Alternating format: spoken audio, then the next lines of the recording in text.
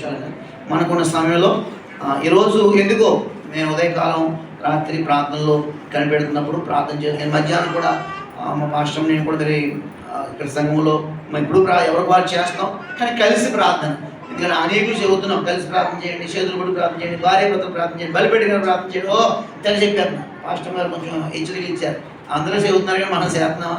చేయట్లేదు కదా. ఖచ్చితంగా మనం ఇప్పుడు చేయాలన్నప్పుడు కొన్ని విషయాలు, అనేక విషయాల్లో మనకి ప్రార్థించడానికి దేవుడు కృప చూపించారు. దేవుడికి స్తోత్రం. మంచిది. ఆ యొక్క ప్రార్థన అనంతరం ప్రభు నాకు ఇచ్చిన ఒక చక్కటి తలంపే నేటి ధ్యానాంశం. యోహాన్, మా పిల్లలు మాట్లాడకూడదు, లోపలికి వచ్చేయండి, ఫ్యాన్ల కింద రండి. ఆ సండే స్కూల్ ఉందా? వెళ్ళారా మేడం? మనోళ్ళు కదా, ఈ సందులో ఉన్నారు కదా. సరే, మంచి. దేవునికి మహిమ కలుగును గాక. ప్రభు మనతో మాట్లాడును గాక. యోహాను సువార్త నేటి ధ్యానాంశం కొరకే యోహాను సువార్త 15వ అధ్యాయం.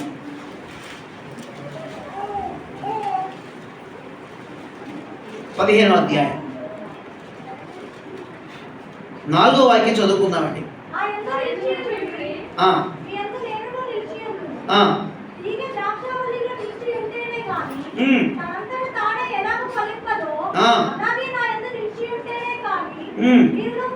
ఫలింపరు. ద్రాక్షావళిని నేను, తీగలు మీరు. ఎవడు నా యందు నిలిచి ఉండునో, నేను ఎవరి యందు నిలిచి ఉండునో వాడు బహుగా ఫలించును. నాకు వేరుగా ఉండి మీరేమీ చేయలేరు.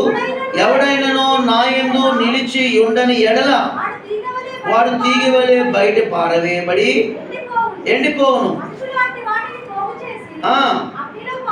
పేతురు, దేవునికి మహిమ కలుగును గాక. ప్రేమగల మా తండ్రి, మీకు మా అంతం ఏమిటో మాకు తెలియజేసావు నాయన. దావీదు అడిగాడు, తెలుపుము నా ఆయువు ఎంతో, తెలుపు నా అంతం నాకు అన్నాడు. కానీ ఇదిగో యోహాను భక్తుడి ద్వారా నాయన మా ఆరంభం మీరైతే నాయన మా అంతం ఏమై ఉండదో కూడా తెలియజేశావు.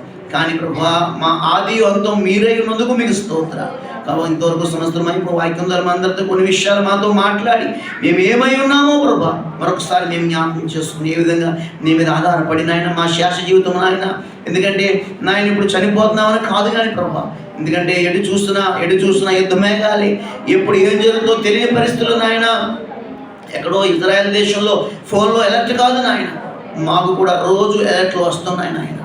ఇదిగో మీరు కూడా అలవాటు చేసుకోండి, ఇది మీకు కూడా జాగ్రత్త అని ప్రభా. మా దేశంలో కూడా నాయన నిజమే యుద్ధ సమాచారాలు వస్తాయి అని ప్రభా, బైబిల్లోనే కాదు నాయన, ఆ సమాచారాలు మాకు తెలియాలని నాయన, ఆ అలర్ట్స్ మాకు అర్థం కావాలని ప్రభా, ప్రభుత్వ వారు కూడా మెలుగునిచ్చేందుకు మీకు వందనాలు.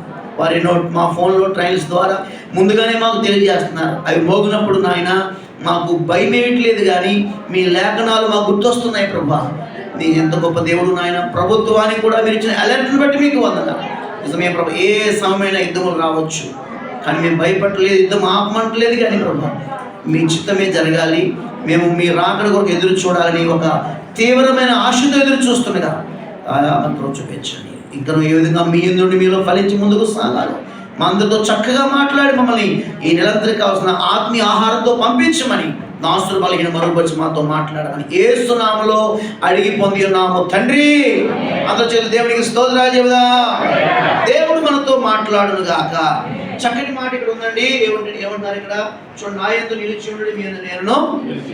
తీగ ద్రాక్షాలు ఉంటే తనంతర తాను ఎలాగో ఫలింపదో మీరునో ఫలింపరండి. నిజంగా ఎందుకు మనల్ని ప్రభు ఏర్పాటు చేసుకున్నాడు, ఎందుకు మనల్ని ప్రభు పుట్టించుకున్నాడు, ఎందుకు ప్రభు మనం పిలుచుకున్నాడంటే ఆదికాండం 1వ అధ్యాయంలోనే చెప్పాడు ఆయన, మీరు ఫలించి అభివృద్ధి పొంది విస్తరించి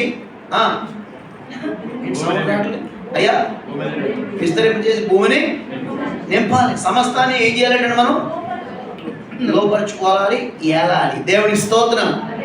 అట్టి ఆజ్ఞని, అట్టి అధికారాన్ని ప్రభు మనకి ఇచ్చారు. కానీ అది ఆదాము ద్వారా అది ఆగిపోయింది. కానీ మరలా మన ప్రభు యేసుక్రీస్తు వారి ద్వారా ఆ కోల్పోయిన ఆదాము కోల్పోయిన ఆ ఎవరో తీసుకుంటాం పెట్ట కొంచెం కోతగనం సైలెంట్గా ఉండాలి. దేవుడికి స్తోత్రం కలుగాక.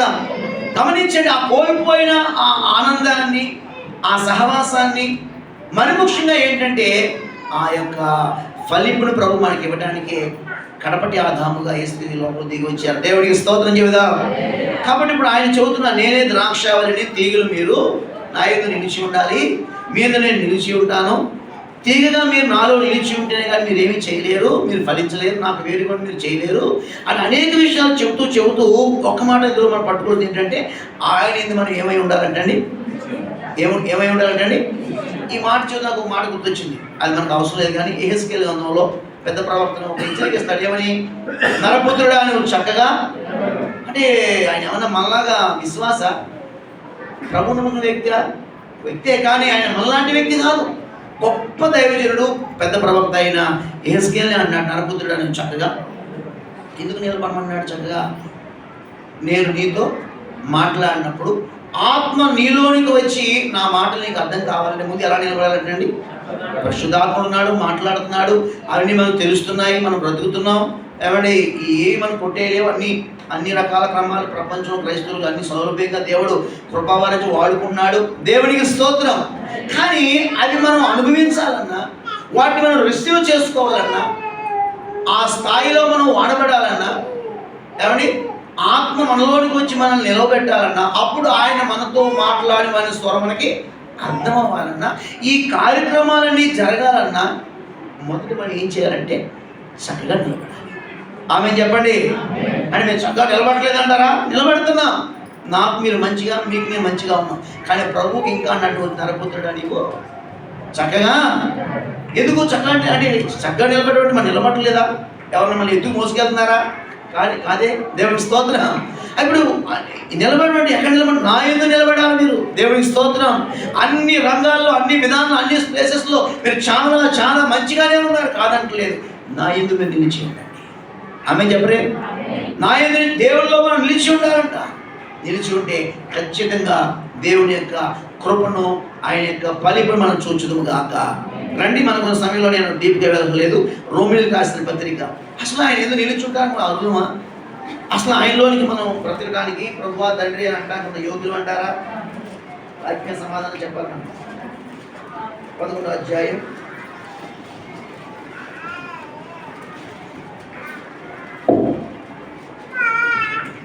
11వ అధ్యాయం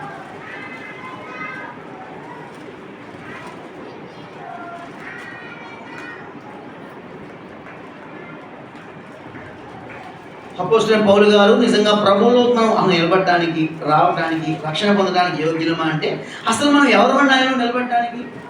ఒకసారి యెషయా అసలు నా సన్నిధిలో రమ్మన్నది ఎవరు మిమ్మల్ని అంటాడండి. అంటాడా?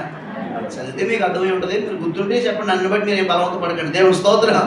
నా సన్నిధిలోకి రమ్మన్నది ఎవడు, మీ నైవేద్యాన్ని తీసుకున్నామని ఎవడని చెప్పేసి చాలా కోపడతాడు యెహోవా దేవుడు. కానీ రోజు దేవుడు అలా అన్నట్లు అసలు అర్పణలు ఏమండి ఏమి లేవు. ఆయన ఎందుకు వచ్చి వారిని ఎంతమంది వేసే దేవుడు కాదు. కాబట్టి ఆయన ఎందుకు నిలిచి ఉంటాను అరులుమా? అరులు కాము. చూడండి, మరొక సువార్త 11వ అధ్యాయంలో మనం ఎవరు అసలు ఆయన నిలబెట్టడానికంటే ఏం చెప్పాను నేను? క్షమించాలి. రోమా 11వ అధ్యాయం 16వ వాక్యం చదువుతాం.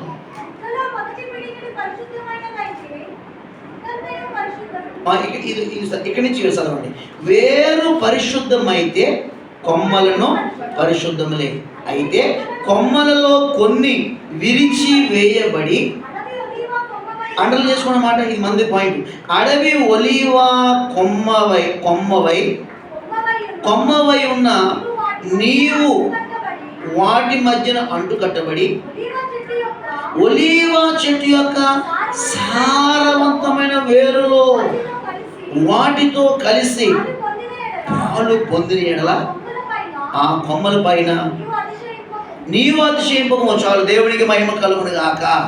ఇలా చూడండి, ఇందులో ఏం లేదు. ఏమండి, ఇది మంచి ఒలివ. ఏ ఒలివ అంటే ఇది? ఏ చెట్టు అంటే ఇది? చాలా అద్భుతంగా దీన్ని వాడుకుంటున్నారు. కాయలు, పుష్పాలు, ఆకులు వాడుకుంటున్నారు.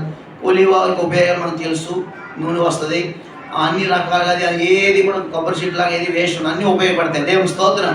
ఈ పక్కన అడవి ఒలివ ఉంది. ఈ అడవి ఒలివ ఎవరు సాదృశ్యం? మనకి సాదృశ్యం. ఇబ్బంది పడుతున్నారా ఏంటి? మేము అడవి మనుషులు అంటే అంతకన్నా తక్కువే మనం. దేవుని స్తోత్రం. ప్రభువులోకి వచ్చే కాబట్టి ఇలా ఉంది మన పరిస్థితి, లేకపోతే ఎలా ఉందనంటండి. ఏంటి అలా బాధపడుతున్నారా, నిరుత్సాహపడుతున్నారా, గాబరా పడుతున్నారా? ఖచ్చితంగా నేను చెప్పేదిగా ప్రభుత్వం అర్థం చేసుకోండి. మనం అడవి ఒలీవ కొమ్మ, మనం దేవుని స్తోత్రం. ఈ అడవి ఒలీవ కొమ్మను తీసుకొచ్చి ఏం చేస్తున్నాడండి ఆయన? మంచి ఒలీవతో అంటు కడుతున్నాడు. మరి మంచి ఒలీవతో అంటు కట్టాలంటే ఎక్కడ అంటు కట్టాలి? ఈ మంచి ఒలీవ కొమ్మని ఏం చేయాలండి? ఒక కొమ్మని ఏం చేయాలండి? విరగదీయాలి. నామం చూడండి. ఇప్పుడు ఈ అడవి ఒలీవ కొమ్మ ఉందండి, ఇది ఇక్కడ ఎన్నిక లేనిది, దిక్కు మొక్కు దీనికి లేదు, దీన్ని ఎవడో చూడండి, ఎక్కడో అడవిలో పుట్టింది ఇది. ఈ అడవి ఒలీవ అని దేవుడు ఏం చేస్తాడంటే ఈ మంచి ఒలీవతో అంటు కట్టాలని ఇష్టపడుతున్నాడు. దేవుని స్తోత్రం. మరి అంటు కట్టాలంటే ఏమండి? అలాగా ఇది మంచి ఒలీవ, మంచి ఒలీవ దీనికి ఇలా ప్యాస్ట్ చేసేసి ఏమంటే దీనికి ఇక్కడ ఏదో పెట్టేసి పెరుగులైతే సరిపోతాడు. అది అంటు కట్టినట్టు కాదు. దేవుని స్తోత్రం. ఈ అడవి ఒలీవ కొమ్మను తీసుకొచ్చి ఈ మంచి ఒలీవ కొమ్మతో అంటు కట్టాలంటే ఈ మంచి ఒలీవ కొమ్మల్లో ఒకదాన్ని ఏం చేయాలంటే విరిసేయాలి. ఒక కొమ్మని విరిసేయాలి. ఈ మంచి ఒలీవ కొమ్మని విరిసి పక్కన పెట్టాలి. పెట్టి ఈ అడవి ఒలీవ కొమ్మను తీసుకొచ్చి ఏం చేయాలి? మంచి ఒలీవ కొమ్మతో అంటు కట్టాలి. దేవుని స్తోత్రం. ఇప్పుడు అంటు కట్టాలంటే ఈ మంచి ఒలీవకి ఏం చేయాలండి? దాన్ని ఏం చేయాలి? అంటు కట్టడం ఏంటండి? మంత్రమా? కాదు. మంత్రం కాదు. ఏం చేయాలి? చక్కగా కత్తితో ఏం చేయాలి? దీనికి గాయం చేయాలి. అవునా కాదండి? మనం బైబిల్ భాష మాట్లాడుతాం. గాయం చేయాలా వద్దా వెంకట గారు? దేవుని స్తోత్రం. గాయం చేయాలి. ఎంత గాయం చేయాలంటే ఎంత గాయం చేయాలి అంత గాయం చేసి ఈ అడవి ఒలీవ కొమ్మను మంచి ఒలీవ తెయ్యాలంటే దగ్గర చేర్చి అంటు కడతాం. దేవునికి స్తోత్రం. ఇప్పుడు ఈ మంచి ఒలీవ చెట్టు వేరు మంచిదా కాదా? ఇది మంచి ఒలీవ చెట్టు అండి. మంచి ఒలీవ చెట్టు దీని వేరు పరిశుద్ధమైందా కాదా? ఎందుకు పరిశుద్ధమైంది? ఇది ఏ చెట్టు? ఇది మంచి ఒలీవ చెట్టు. కాబట్టి మంచి ఒలీవ పరిశుద్ధమైన వేరులోంచి ఇది భూమిలో ఉన్న సారాన్ని జీవాన్ని అందుకుని పొందుకుని ఏమంటే తన కొమ్మలన్నిటికీ పంచి పెడుతుంది. ఇప్పుడు ఈ మంచి కొమ్మలతో పాటు ఈ అడవి ఒలీవ కొమ్మ ఉందండి. ఇప్పుడు ఈ అడవి ఒలీవ కొమ్మ దేంతో కలిసిపోయింది? మంచి ఒలీవ చెట్టుతో కలిసిపోయింది. దేవునికి స్తోత్రం. ఇది అపవిత్రమైనదే, అడవి జాతిదే, ఇది శ్రేష్టమైనది కాదు. ఇది దీనికి ఒక ఘనత, యోగ్యత, అర్హత పడినాదులు ఒకప్పుడు లేడు. కానీ ఇప్పుడు ఈ అడవి ఒలీవ కొమ్మను ఈ మంచి ఒలీవ కొమ్మతో అంటు కట్టడం ద్వారా ఆ పరిశుద్ధమైన వేరులో చూస్తున్న ఆ జీవన రసాయనాలన్నీ కూడా దీనికి అందుతున్నాయి. అందట్లేదా? కొంచెం అందాయి, సమానంగా ఉందాయంటారా? ఎలా తెలుసు మనకి? చెప్పండి. దేవుని స్తోత్రం. ఏమండి? అంటు కట్టబడింది కాబట్టి ఇప్పుడు ఇది కూడా ఏమైపోయిందండి? మంచి ఒలీవ అయిపోయింది. చెప్పండి. దేవుని స్తోత్రం చెబుదాం. దేవునికి మహిమ కలుగును గాక. ఇది దీని అర్థం ఇక్కడ. అయితే ఇప్పుడు ఈ అడవి ఒలీవ కొమ్మ ఏమనుకుంది? కొంతకాలానికి 4 ప్లేస్ ఇవ్వడం కోసం ఒకడు పోయాడు.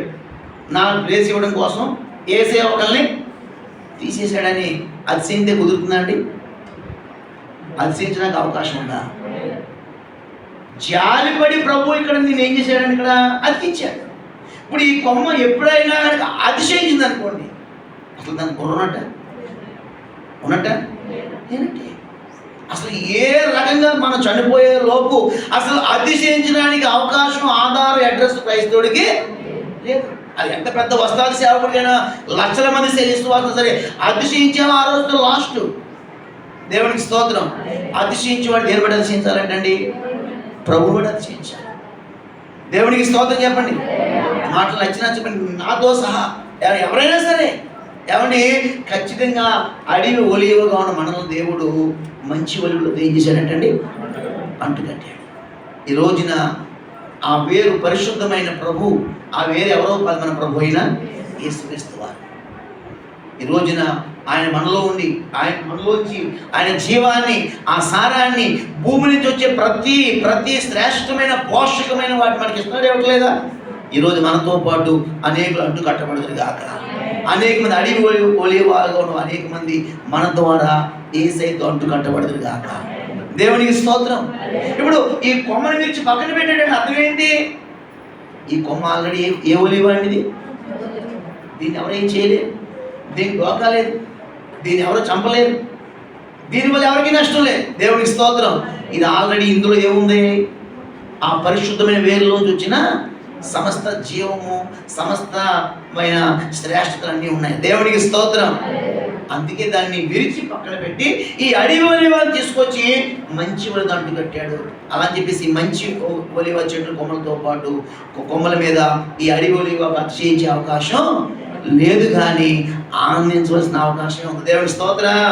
అదే చెబుతాడు అక్కడ, వేరు పరిశుద్ధమైనది అంటే కొమ్మలను చెప్పండి ఎంత ఘనతండి. ఒకప్పుడు పరిశుద్ధము కానీ ఆ అడవి ఒలీవను తీసుకొచ్చి మంచి ఒలివతో అంటుకట్టాడు. అదేంటప్పుడు ఆయన ఏం చేశాడంటే దీన్ని కూడా నిలబెట్టుకున్నాడు. దేవునికి స్తోత్రం. ఈ రోజున ప్రభు మనల్ని నిలుపుకున్నాడండి, ఏర్పాటు చేసుకున్నాడండి. కాబట్టి దేవుని గమనించండి, ఈరోజు మనం కూడా దేవుని బట్టి పరిశుద్ధులమే. చెప్పండి కూడా దేవునికి స్తోత్రం చెబుదాం. ఆమేన్, హల్లెలూయా, ఆమేన్, హల్లెలూయా. కాబట్టి మన బ్యాక్గ్రౌండ్ ఎప్పుడు మనం మర్చిపోకూడదు. మేము అడవి ఒలీవలు అండి. మరొక పాట ఉంటుంది, అడవి పాట గుర్తులేదండి. ఏమండి ఈ రోజున మరి మనకున్న ఘనత ఏంటంటే మనం ఎవరు అంటే అడవి ఒలీవలు.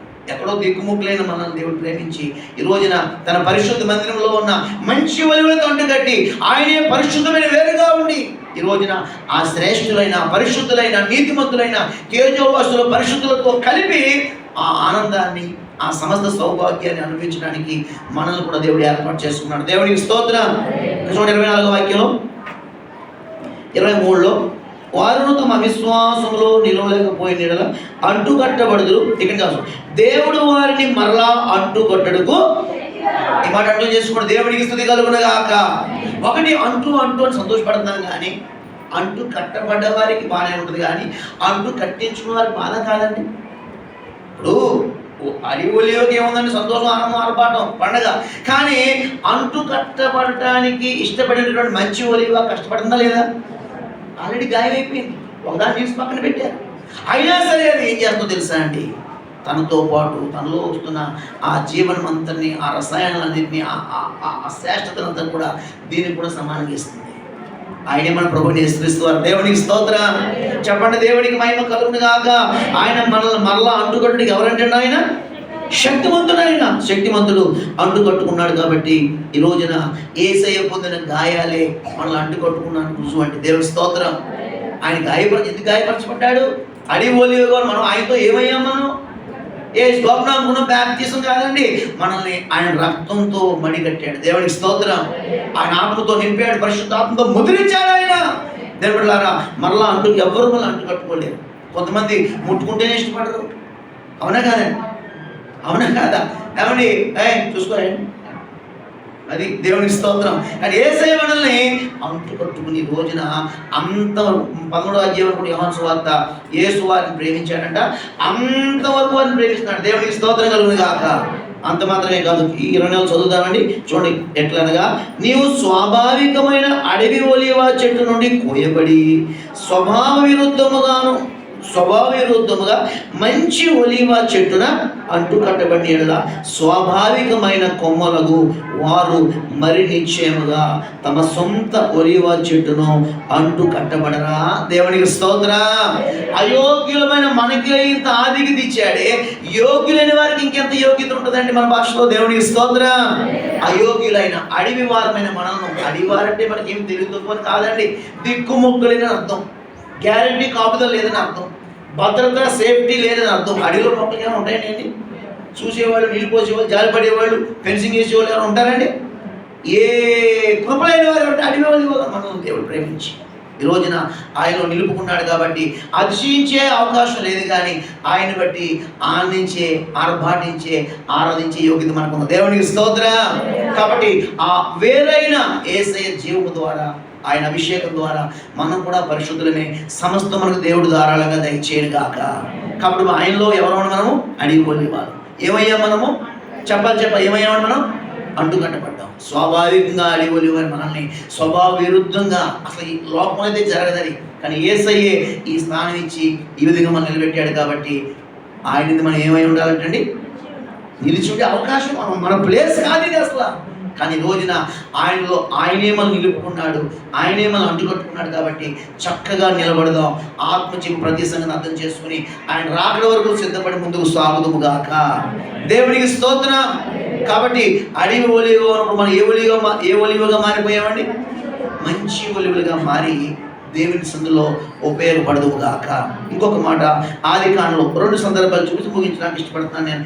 ఆదికాండం ఈ ఒలీవ గురించి మనకు తెలుసు కాబట్టి మనం మన స్వభావాన్ని ఏమంటే విరుద్ధంగా ఉన్నా సరే ఆయన అంటుకట్టుకున్నాడు కాబట్టి చక్కగా ప్రభువుని బట్టి ఆనందిస్తూ ఆర్భాటిస్తూ అతిశయిస్తూ ప్రభువుని బట్టి ఆయన ఆరాధిస్తూ మనకి ఇవ్వబడిన స్థలంలో స్థానంలో మనకి ఇచ్చిన ఆయుష్ని ఉపయోగించుకుంటూ ప్రభువుని ఘనపరచుదుము గాక, ప్రభువుని మహిమపరచుదుము గాక.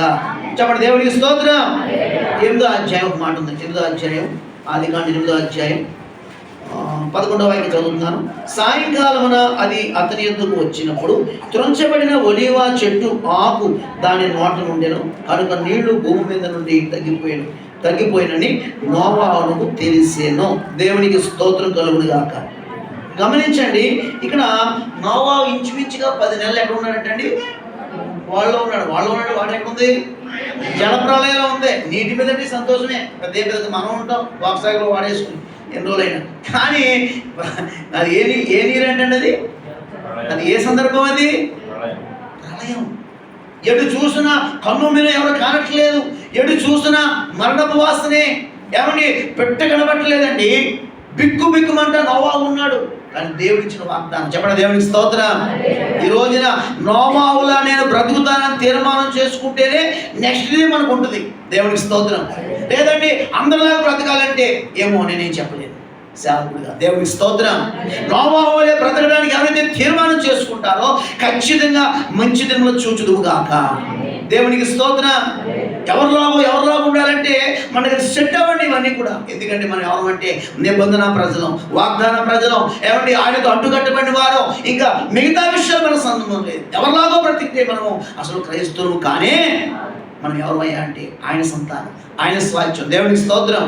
ఆయన లేకుండా మనము లేము. ఆయనకి వేరుగా మనం ఏమి కూడా చేయలేము. ఆయన లేకుండా కాదు కదా, అసలు ఆయనలో లేకుండా ఏమి లేదు మనకి. దేవునికి స్తోత్రం.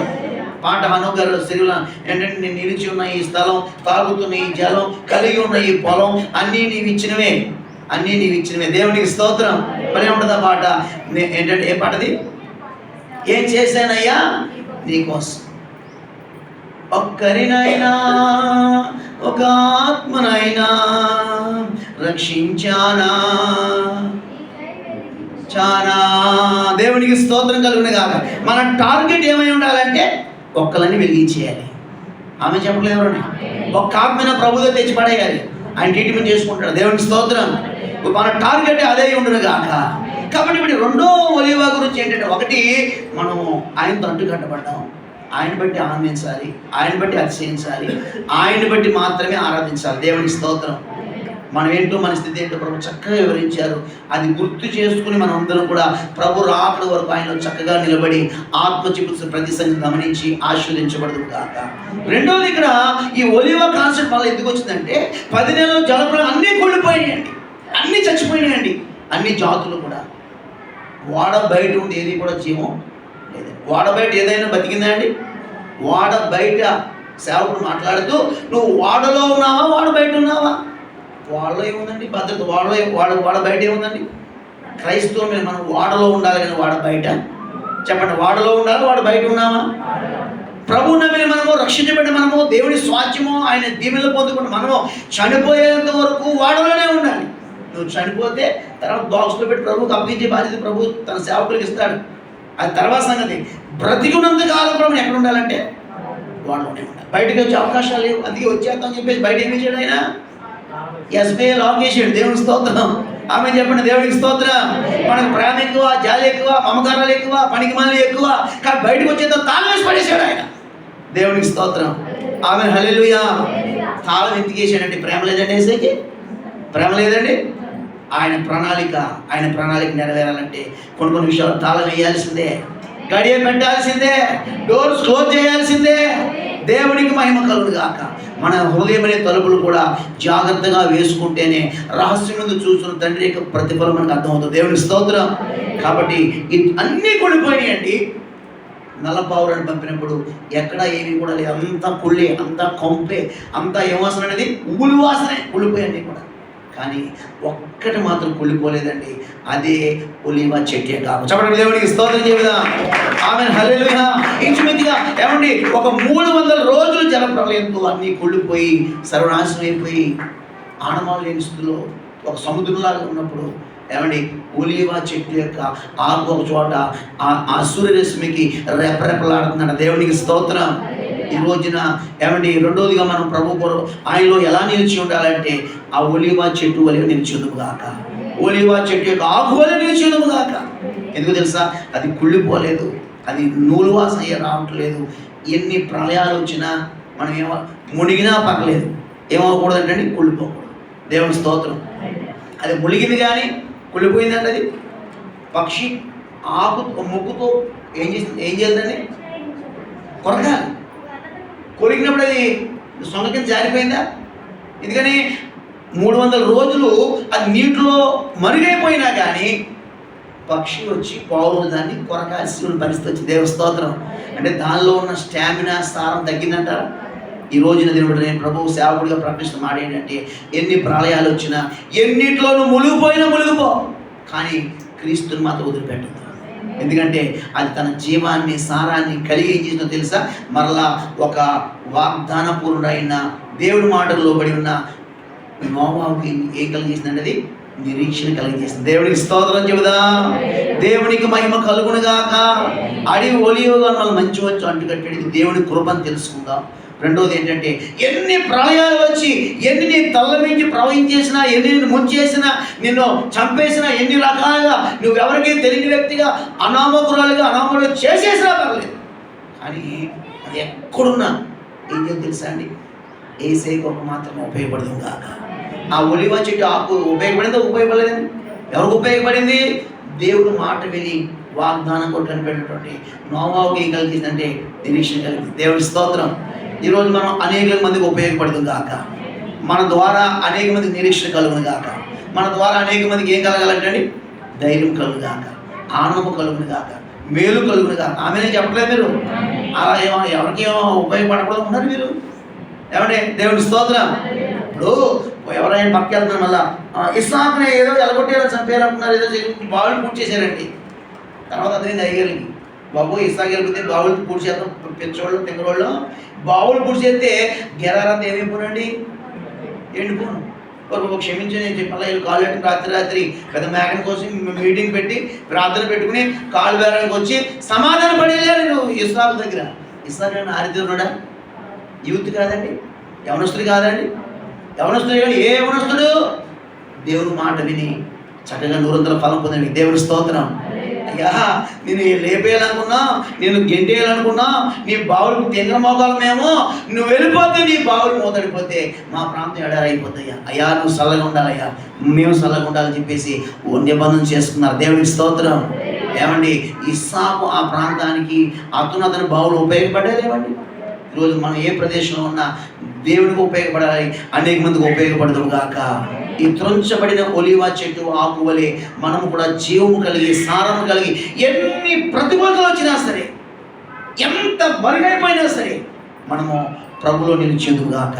ఇప్పుడు నా పాయింట్ ఏంటంటే, ఇప్పుడు ఆకు అంటే దేంతో సంబంధం కలిగి ఉందండి? అది కొమ్మతో సంబంధం ఉందా లేదా? చెట్టుతో సంబంధం ఉందా లేదండి? అది నిలిచి ఉందా, లేకపోతే అది నానిపోయి నీటిలో కొట్టుకుపోయిందండి? అది నిలిచి ఉంది. దేవుని స్తోత్రం. ఒలివ చెట్టు ఆకు వలె మనము ప్రభు కొరకు నిలిచిందుము గాక. ఎవరో ఒకరికి ఉపయోగపడతారు, మనం ఎవరికో మనం ఉపయోగపడాలి. రాబో దినంలో మనకి ఏదో మేలు జరగాలి, రాబో దినంలో ఏదో ఒక నిరీక్షణ కలగాలి, రాబో దినంలో మన ద్వారా ఎంతో మందికి ఉపయోగం కలగాలి. ఏమో రాబో దినంలో మీరు ఎలాగో నేను ఎలాగో, ఏమో ప్రభు ఏర్పాటు ఎలాగో మనం ఎవరికీ తెలియదు. కాబట్టి కానీ నిలిచి ఉండటం ప్రాముఖ్యమండి, నిలబెట్టుకోవడం ప్రాముఖ్యమండి, మనుషుగా వాడుకోవడం ఆయన ఇష్టం. ఏమంటే ఎక్కువగా చెట్టుని యాదవ పట్టుకెళ్ళిపోలేదు, కలిసి పట్టుకెళ్ళిందండి. చెట్టు కాదని కావాల్సింది చిన్న ఆకు పట్టుకెళ్తే చాలు. నోవాహుకి బలం వచ్చేసింది, ధైర్యం వచ్చేసింది.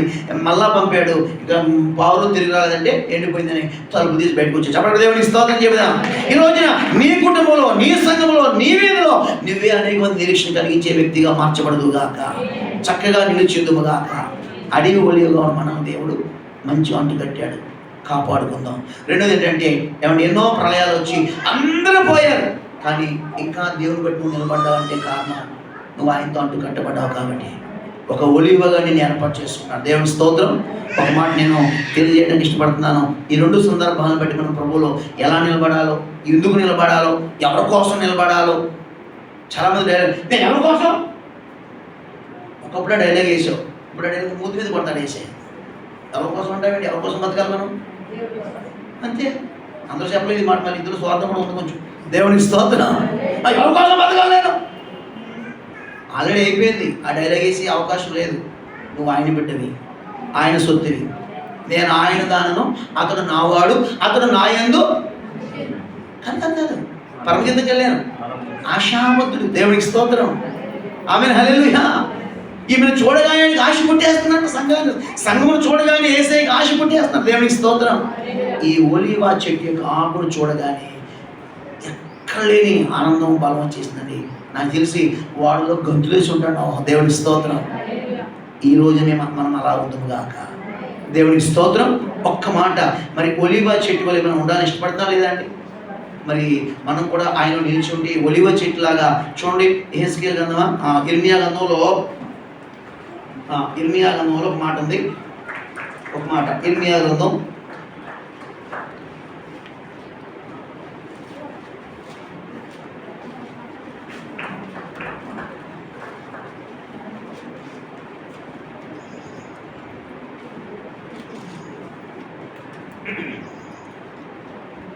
11:16 చూడండి సార్. ఇర్మియా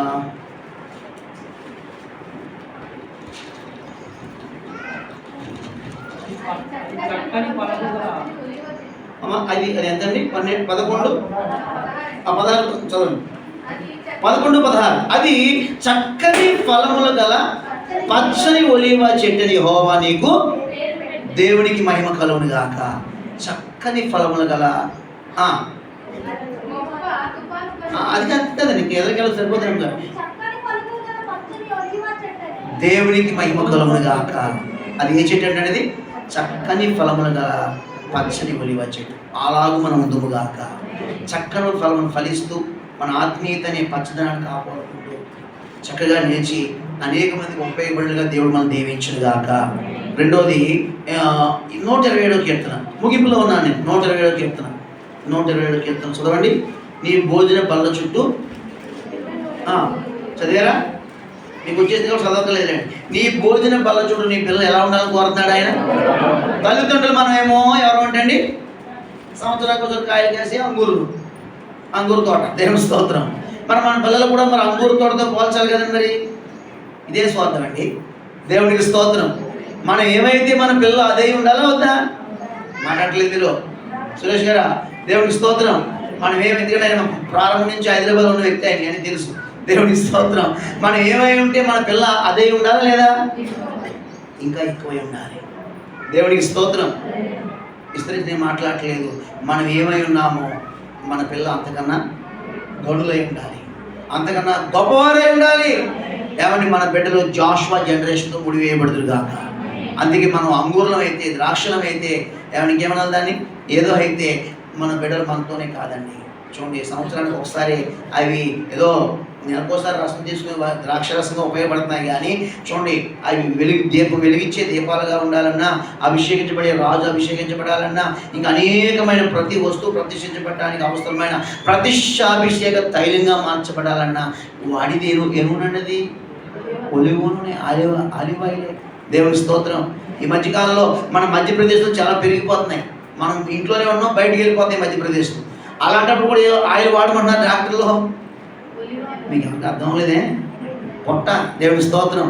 మన ఇంట్లోనే ఉన్నాం, బయటికి వెళ్ళి బయటికి వెళ్ళిపోతుంది పొట్ట. నాలాంటికి మా అబ్బాయినా సరిగించాడు, డాడీ మీరు ఇక్కడే ఉన్నారు, శ్రీనివాసుకి పనికి వెళ్ళిపోతుంది పొట్ట, తగ్గించుకోండి. మా కొడుకులే మాకు డాక్టర్లు. దేవుని స్తోత్రం. ఏం చేస్తాం మరి? దేవుని స్తోత్రం. కాబట్టి ఏమండి, బయట వాళ్ళు తిరుగుతారు కానీ మీకు వినపడదు, మేము తింటే మీకు వినపడుతుంది. ఇప్పుడైనా మారు మూసుకోండి. దేవుని మీరు తిండి మండిపోయినట్టు చెప్పని కదా, దానికి వెళ్ళొచ్చి మాకు డైలాగ్ మాకు చెప్తున్నాడు. దేవునికి స్తోత్రం కలిగిన అక్క. సరే, ఏదేమైనా సరే మనం ఎలా ఉండాలంటే అండి, భోజన బల్ల చుట్టూ ఒలివ మొక్కలు ఉంది మాకు అక్క. భోజన బల్ల అంటే ఏంటంటే మన ఇంట్లో సండే స్పెషల్ చేసే భోజనం కాదు ఇది. మధ్యాకాశంలో ఆనందంలో ఆ సంతోషంలో తండ్రితో పాటు మనం మన బిడ్డలు ఉందుము గాక. మొదట ఎలా ఉండాలంటే చక్కని ఫలములతో పచ్చని ఉందాం. చక్కని ఫలములతో ఇసాకు వలె ఒక నోవాహు కాలంలో ఉన్న ఆ ఆకులు అనేక మందికి ఉపయోగపడతాం. దేవుడి స్తోత్రం.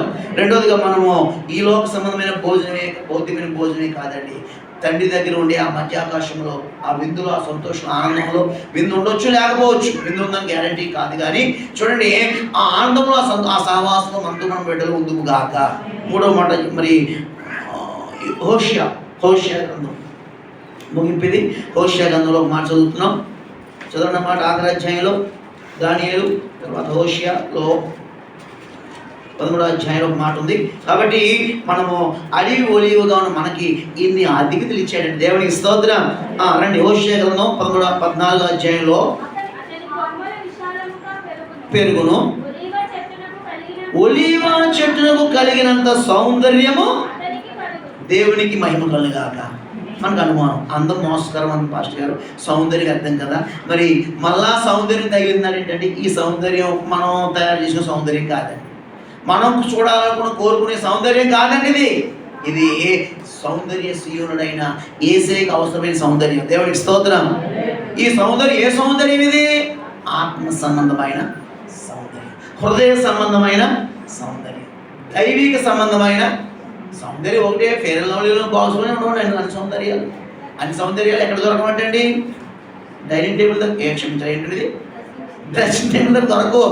అన్ని సౌందర్యాలు ఎక్కడ దొరుకుతాయంటే ప్రార్థనా గదిలో దొరుకుతాయి. చెప్పండి దేవునికి స్తోత్రం, చెప్పండి దేవునికి స్తోత్రం కలిగిన కాక. నువ్వు ఎంత సౌందర్యంగా తయారవ్వాలో అంటే అది దేని ద్వారా రాదు, కానీ నీ మోకాళ్ళ ప్రార్థన ద్వారా, నీ కన్నీటి ప్రార్థన ద్వారా, నీ ప్రార్థనా గదుల్లో నీ దుఃఖము ద్వారా, నీ వేదన ద్వారా, నీ అంగలార్పు ద్వారా, ప్రభువునికి ఇచ్చిన వాగ్దాన్ని ప్రార్థన చేయడం ద్వారా ఆయనకు ఎంతో ఎలాగంటే ఒలీవ చెట్టుకున్నంత సౌందర్యంగా మనము ఆయన కొరకు దేవుడు మనల్ని చెప్పుకొనుగాక. అంతటి ఆయనకి ఇష్టమైన సౌందర్యము మనలో రూపించుకొనుగాక. అది ఎవరితో పోల్చాడు? మళ్ళీ ఇక్కడ ఒలీవ చెట్టుకున్నంత. ఎందుకంటే ఒలీవ చెట్టు ఇంచుమించుకు 2000 సంవత్సరాలు బతుకుతుంది. తిప్పుకొడితే అదో దశభాగం ఉందా మనకి? 2000 సంవత్సరాలు దశభాగం ఉందా మన ఆయుష్ అండి? అందులో మళ్ళా ఆ 200 సంవత్సరాల్లో మళ్ళా 40 దాటితే చాలు. పాస్టర్ గారు మా కోసం ప్రార్థన చేయండి. కష్టం ఈ రోజుల్లోనండి. 40కి వెళ్ళిపోతేనే కొంచెం నాణ్యంగా ఉందండి ఆశ. దేవుడికి స్తోత్రం. 40కి వెళ్ళిపోతావా? మరి వెనకాలంలో ఏం చేయాలని, సంఘాన్ని ఏం చేయాలని? ఏమండి, నేను నమ్మిన 40కి వెళ్ళిపోవాలి. మళ్ళీ పాస్టర్ గారితో ప్రార్థన. ఓరు బాబోయ్, దేవుడికి స్తోత్రం. 40యో 80యో లేకపోతే ఈ రోజు నైట్ ఎవరు తెలుసు? దేవుడికి స్తోత్రం. మరి అడిగేటప్పుడు మరి ఈ రోజు అనగానే అమ్మ అంటే ఎలాగా? దేవుడికి స్తోత్రం. వెళ్ళిపోవాలన్నా ఉండిపోవాలన్నా మన చేతులు లేవు, టికెట్లు మన చేతులు లేవు. అది చూడండి సార్, కనబడిందా? మీరు ఎవరైనా విగ్రహాన్ని పెళ్లి చేసినారు కొంతమంది ముద్రంగుల మీద, అదేనా? అది దేవుడికి స్తోత్రం. నాకు చిన్నప్పుడే ముద్దులు ఉన్నాడు. చాలా ఏ పెళ్ళికి మానేవాడు కాదు. 2 రోజులు ఉపవాసం మీద పెళ్ళికి వెళ్ళేవాడు. ఎందుకంటే పనస్తోని తినాలి కదా. మీకే తెలుసు ఆంధ్ర భోజనం. దేవుడికి స్తోత్రం. ఊర్లో పెద్దోళ్ళింట్లో పెళ్ళి అయితే కొంతమంది ముందు రోజు భోజనం మానేసేవారు. పరిస్థితి అలాంటి. దేవుని స్తోత్రం. కడుపు నిండా పెట్టేవారండి. ఇప్పుడేముంది? ఇంత అన్నం, అందులో మధ్యన మాట, చుట్టూ సాంబార్, ఇంకేమన్నా ఎక్కువ మాట్లాడితే టమాటా బోల్డ్ రసం.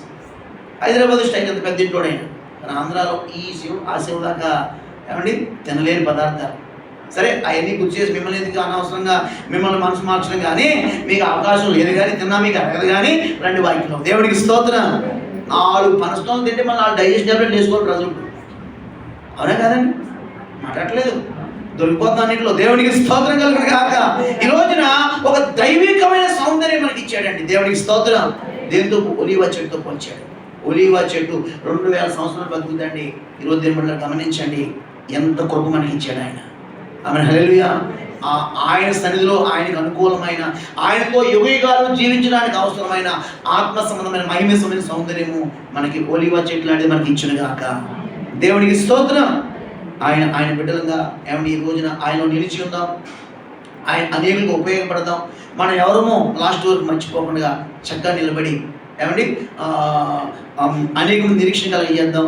ఒక ఆత్మీయ సౌందర్యం కలిగి ప్రభువులు నిలబడదాం. దేవుని రూపంలో వర్ధిల్లుదాం.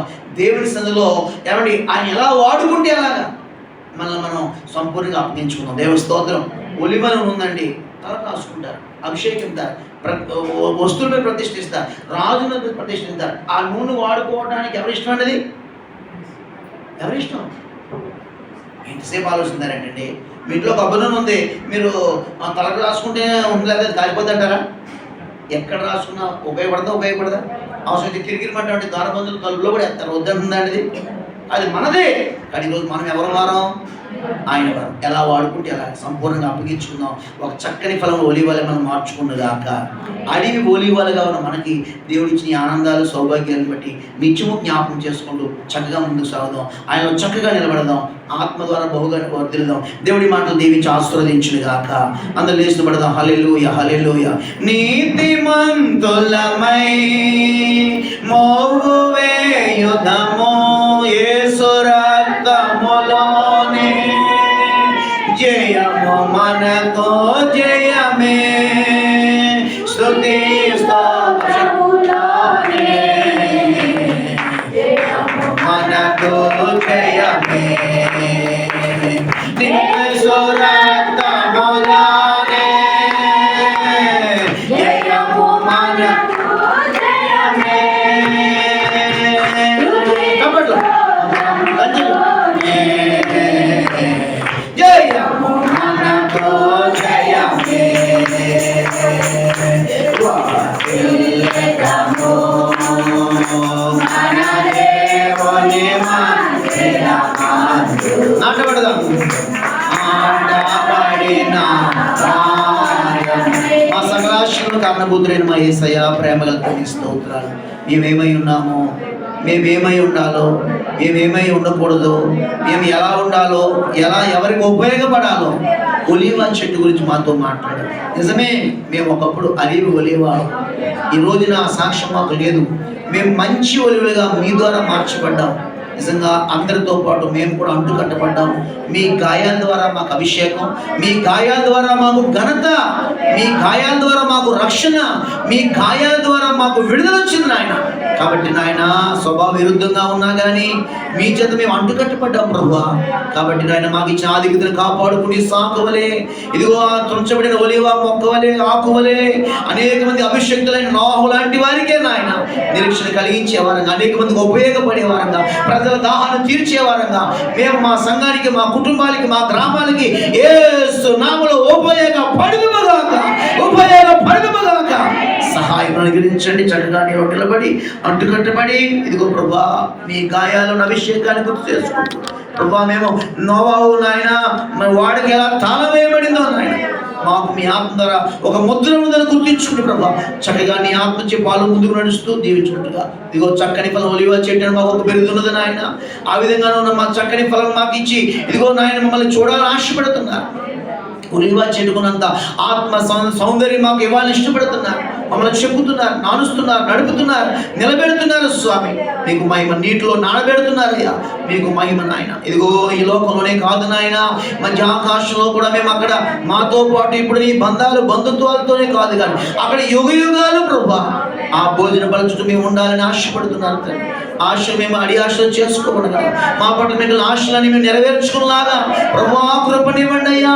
మీకు వేరే మేమేమీ చేయలేమయ్యా. మీతోనే ఉంటాం, మీతోనే నిలుస్తాం.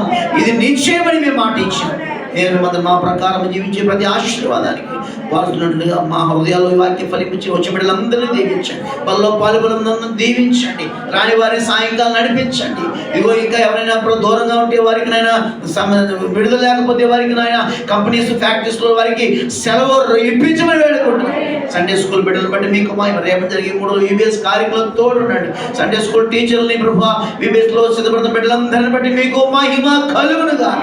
ఈరోజు పరిచయం మీకు అప్పగి వచ్చే వారందరినీ ఏ బలహీనతలు ఉన్నా ప్రభా మీరు మమ్మల్ని ఆల్రెడీ అంటుకట్టుకున్నారు కాబట్టి మీ గాయాలను అభిషేకం ద్వారా వారు నాయన కేవలం శరీర గాయాలైనా ఏ గాయాలైనా కానీ ప్రభా మీరు మాన్పే దేవుడు నాయన.